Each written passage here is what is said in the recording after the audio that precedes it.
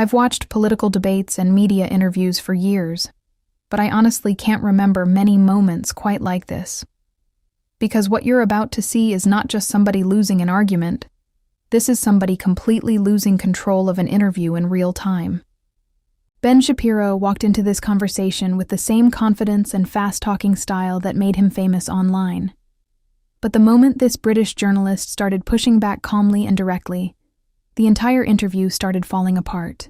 Now, to be fair, this clip is a few years old, but I wanted to bring it back because it perfectly captures something bigger about modern political media and what happens when commentators finally get challenged outside of their usual environment.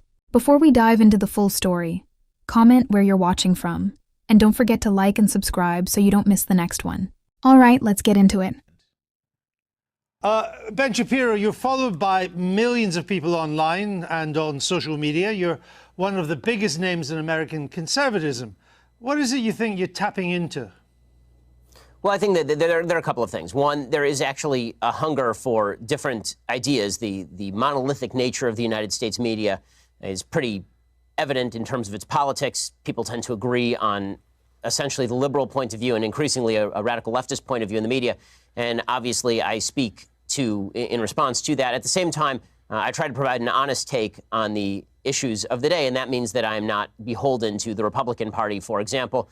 It means that I am going to speak out whenever I think that a principle is being violated, just no matter who is doing the violation. You worked for the right-wing Breitbart website, but you left over its support for Donald Trump. And I think you said you'd never vote for Mr. Trump. Why is that? Well, in 2016, 2016, the Breitbart made a hard turn in favor of one particular candidate, and that's their prerogative. Lots of publications have an editorial point of view, and Breitbart was one of those. The reason that I left Breitbart specifically was because of an incident in which a Breitbart reporter, a female reporter, was grabbed on the arm by Corey Lewandowski, then the campaign manager for President Trump, and was bruised on the arm, and then Corey Lewandowski proceeded to lie about it, and Breitbart proceeded to throw its own reporter under the bus, suggest that she was lying or making this up. And at that point, I determined that I could no longer work for a publication that wasn't even willing to stand up for its own reporters, and instead would throw those reporters under the bus in favor of a candidate that it sought to back.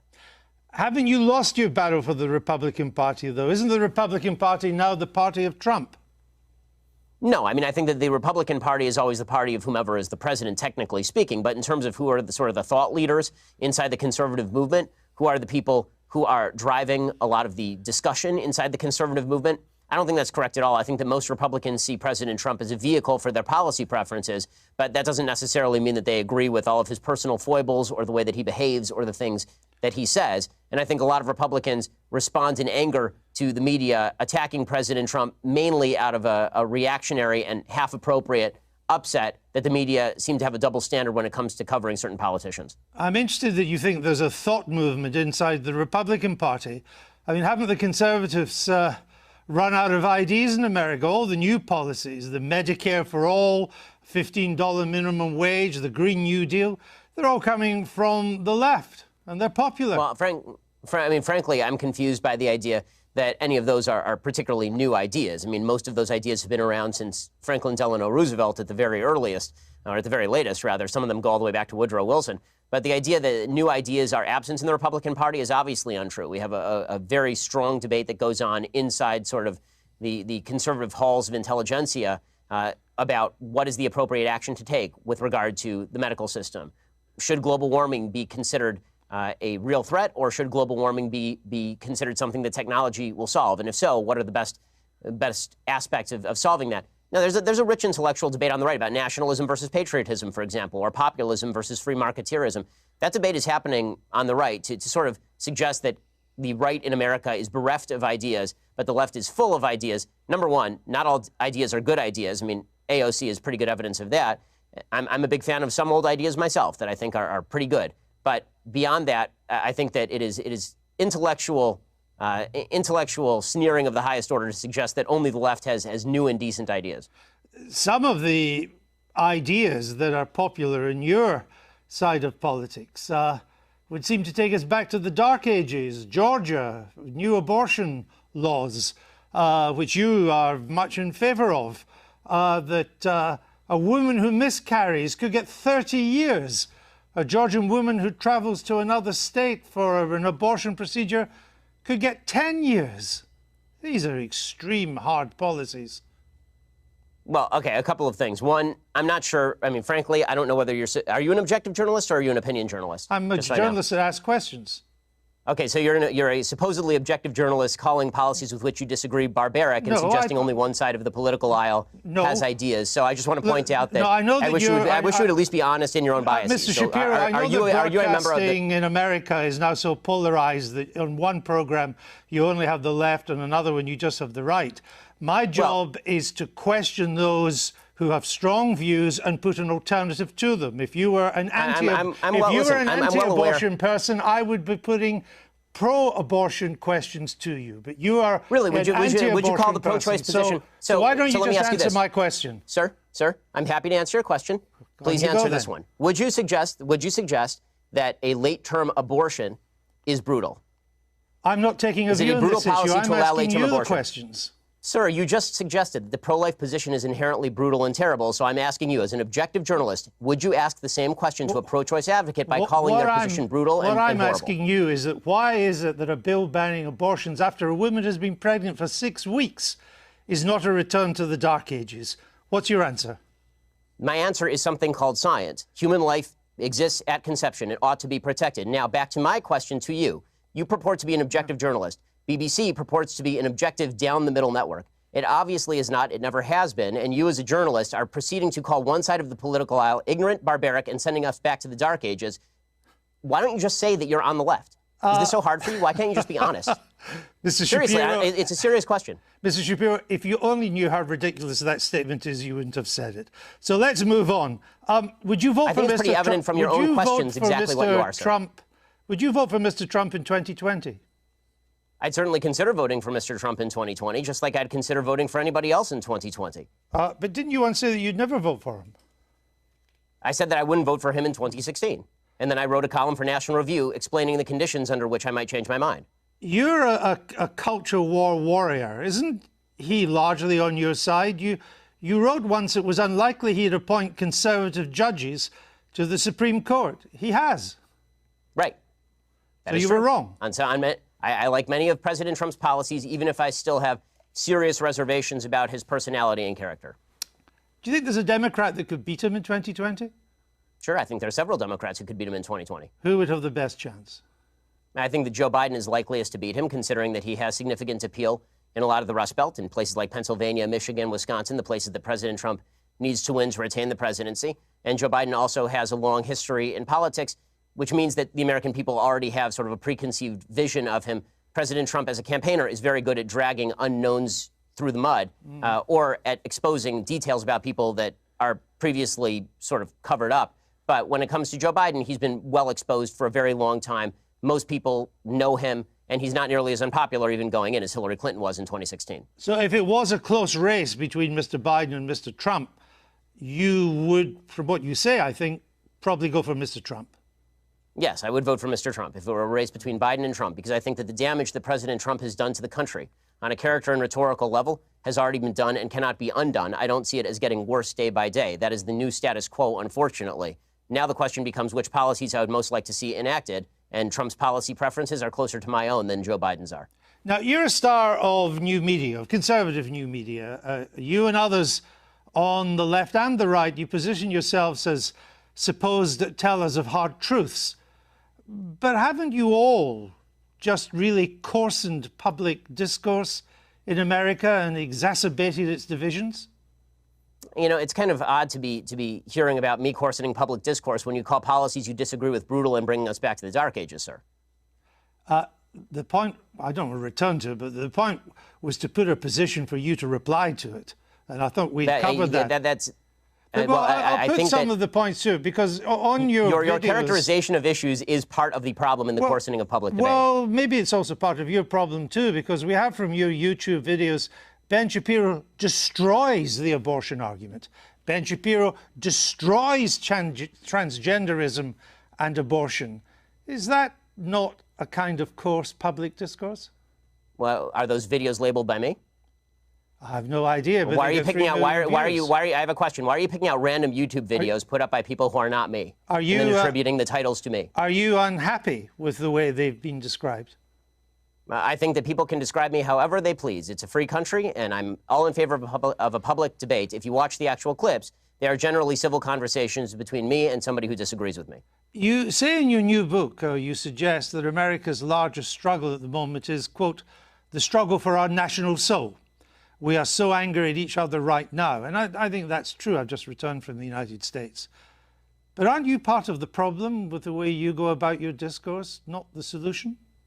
I think we can all do better in our discourse, but the fact that I've reached out to so many people across the aisle to have conversations with them is pretty evident. The fact that I was willing to walk from a publication that was paying me money over principle is pretty evident. The fact that I've called out President Trump, a member of a party of which I am a member, repeatedly when I think that he has done things that are immoral, I think is decent evidence that I'm looking at least for a civil conversation. Well, as you say in your book, you say that there's quite a key phrase, we are so angry at each other right now. But as I say, aren't you part of that anger? Aren't you encouraging that anger? For example, you described Mr. Obama's State of the Union address in 2012 as fascist mentality in action. Well, I think that if you want to argue with the characterization, then we can talk about what exactly his State of the Union address said. Is it charged language in politics? Sure. The problem that I have is not with charged language in politics, which I'm generally in favor of. I like a robust public debate and a very loud and spirited public debate. I have no problem with that whatsoever. What I'm talking about is the assumption that people with whom we disagree politically are inherently of bad character or, in your words, want to bring us back to the dark ages. But again, it was your description of the State of the Union address in 2012 as fascist.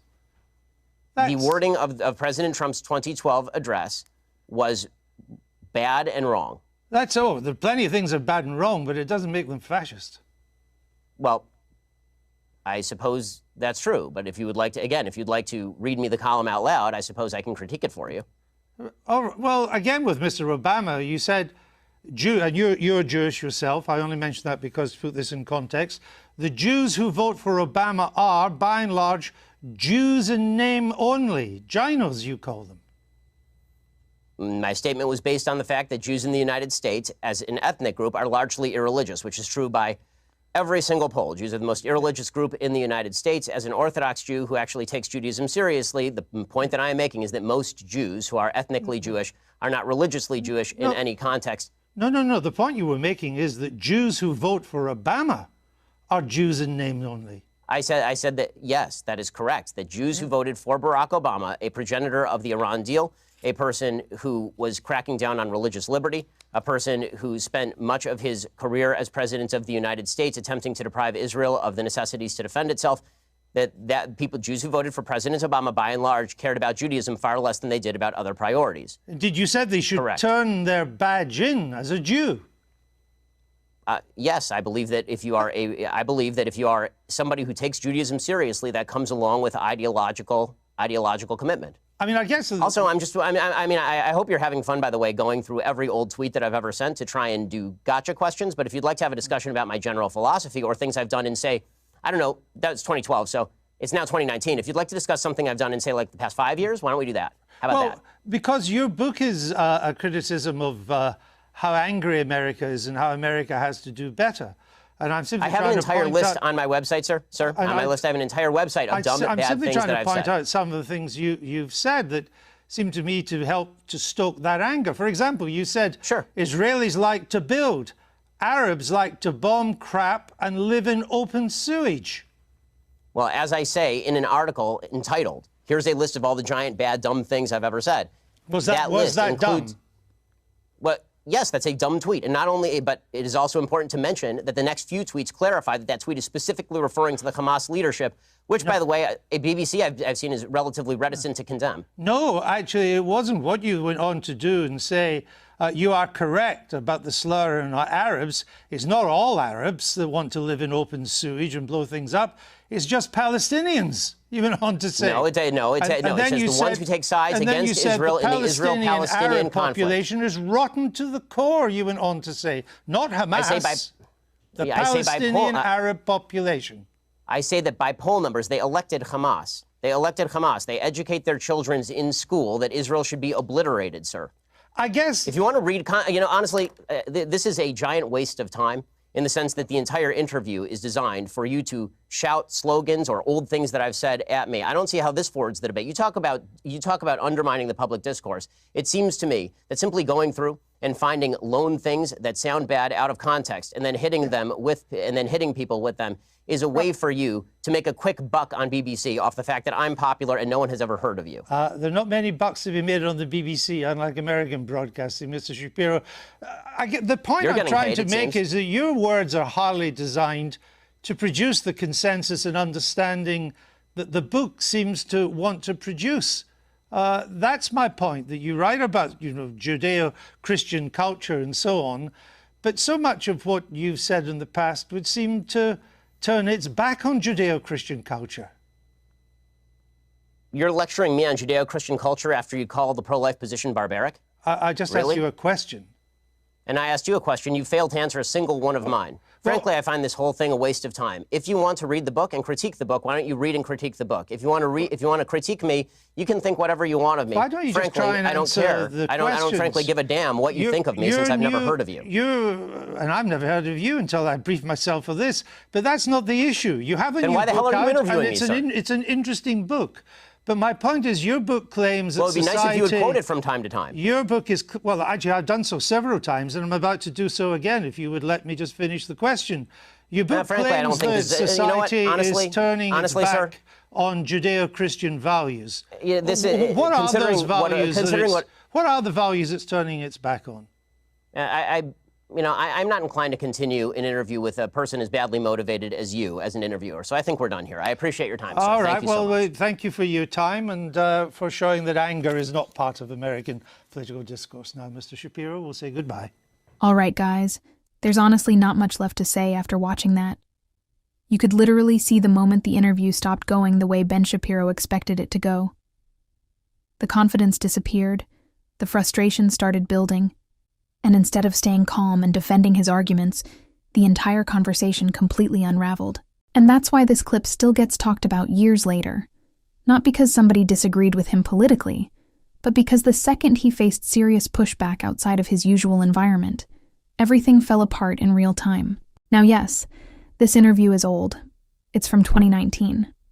But moments like this don't really disappear from the internet. People keep coming back to it because it's one of those interviews that perfectly captures how quickly political commentators can lose control when the conversation stops being comfortable. But let me know what you guys think down below. Have you seen this interview before, or is this your first time watching it? And if you enjoyed the video, make sure you subscribe, hit the like button for the algorithm, and turn on notifications so you don't miss the next upload. Appreciate you guys, and I'll catch you in the next one.